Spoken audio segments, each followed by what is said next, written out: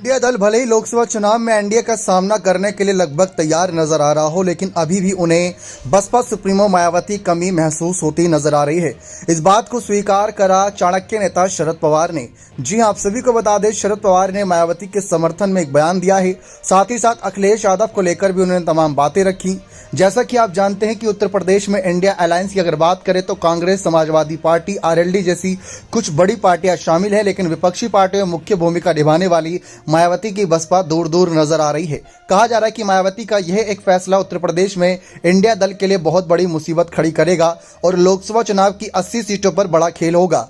दरअसल अभी हाल ही में कुछ सर्वे हुए, सर्वे में यह पता चला कि इंडिया दल को महाराष्ट्र में ही सबसे बड़ा फायदा होगा इस गठबंधन का, और एनडीए को सबसे बड़ा फायदा होगा उत्तर प्रदेश में अगर मायावती साथ नहीं जाती हैं तो इसी के आधार पर कई नेताओं ने कहा कि मायावती को इंडिया दल में शामिल होने पर फिर से विचार करना चाहिए, क्योंकि मायावती की बसपा को सर्वे में एक भी सीट मिलती नजर नहीं आई थी।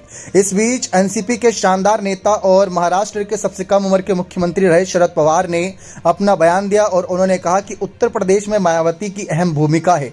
उत्तर प्रदेश में मायावती की अहम भूमिका का सीधा सीधा मतलब यह है कि अगर बीजेपी के खिलाफ वोट परसेंटेज और सीटों के मामले में लोकसभा चुनाव के नजरिए से देखें तो मायावती की बसपा एक राष्ट्रीय पार्टी है, तो उनकी अहम भूमिका बनती है।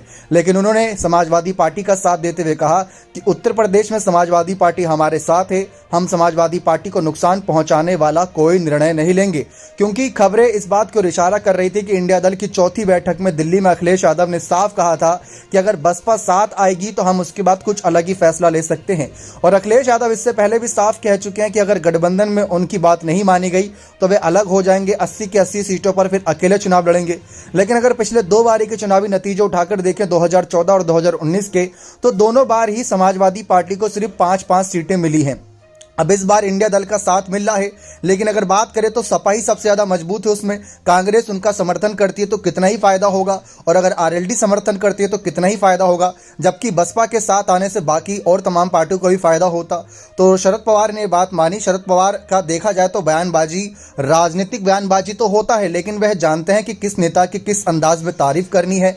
पीएम मोदी की तारीफ करने से भी वह नहीं कतराते, क्योंकि वह जानते हैं कि जो नेता तारीफ के हकदार का है उसकी बात रखनी जरूरी है। इससे पहले शरद पवार ने जब मुंबई में बैठक हुई थी इंडिया दल की, तब भी कहा था कि मायावती की बसपा का भी स्टैंड साफ नहीं है, जिस दिन स्टैंड क्लियर होगा हम उनसे बातचीत आगे बढ़ाने के लिए तैयार रहेंगे। लेकिन जब मायावती ने खुद ही अकेले चुनाव लड़ने का ऐलान कर दिया तो शरद पवार क्या, सोनिया गांधी का, कौन उन्हें जबरन इंडिया दल में शामिल कराएगा। बाकी आपको क्या लगता है कि क्या मायावती को अपना फैसला बदलने पर सोच विचार करना चाहिए या नहीं? अपने कमेंट सेक्शन में जरूर रखिएगा। बहुत बहुत धन्यवाद।